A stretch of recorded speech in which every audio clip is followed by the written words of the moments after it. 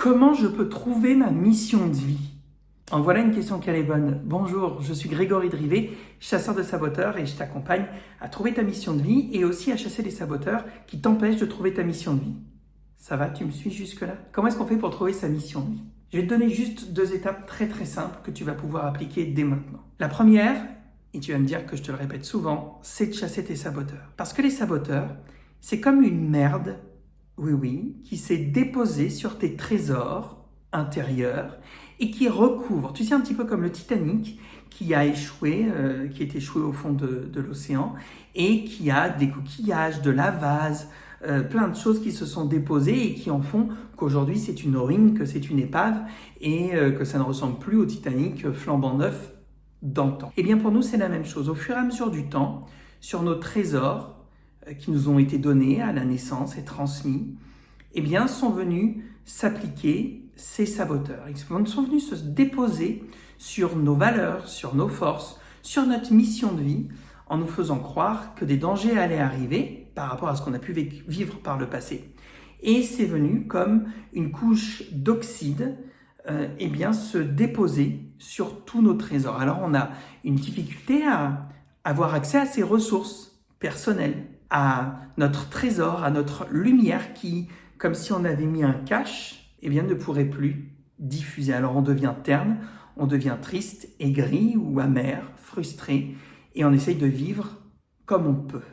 La première chose, c'est de chasser tes saboteurs parce que tu vas pouvoir dégager cette merde qui s'est appliquée sur la meilleure version de toi-même et qui est venue jusqu'à rayer ce magnifique disque que tu es et qui peut jouer une harmonie magnifique, une symphonie magnifique dans ce monde.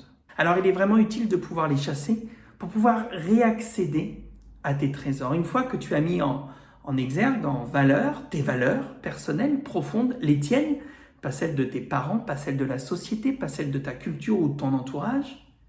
Une fois que tu as mis en valeur cette fameuse jaune de génie, tes forces de caractère, ce que tu fais facilement et avec énergie, une fois que tu as mis en valeur le leader intérieur qui est en toi et tous les archétypes présents, tous ces rôles qui peuvent être utiles à ta vie, alors ta mission de vie va être beaucoup plus claire. Tu comprendras ton utilité et comment tu peux te servir de tout ça en toi. Tu ne seras plus centré sur le problème, tu ne seras plus centré sur cette peur d'avancer, tu ne seras plus centré sur cette sécurité de rester en vie, #Cro-Magnon, mais tu seras plugué sur le partage, la contribution, l'utilité auprès des tiens. Parce que c'est bien ça, la deuxième clé pour trouver ta mission de vie. C'est d'avoir pleinement conscience qu'un être humain est sur cette terre pour être utile. C'est d'être pleinement conscient qu'un être humain est sur cette terre pour être pleinement utile. J'ai failli pas me rappeler de la phrase que je venais de dire. Tu sais que le meilleur moyen dans une entreprise de te faire sentir inutile pour que tu puisses démissionner et partir sans qu'on te licencie et qu'on te verse des indemnités, c'est de te mettre au placard.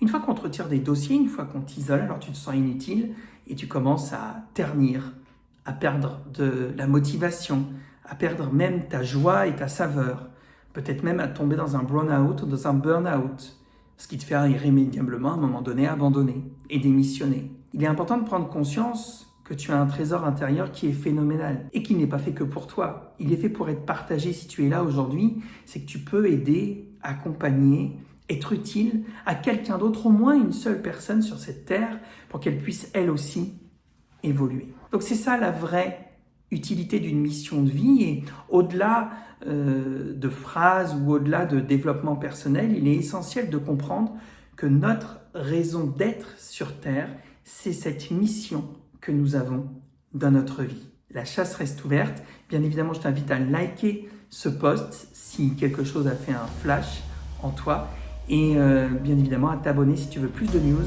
sur les saboteurs. Ciao.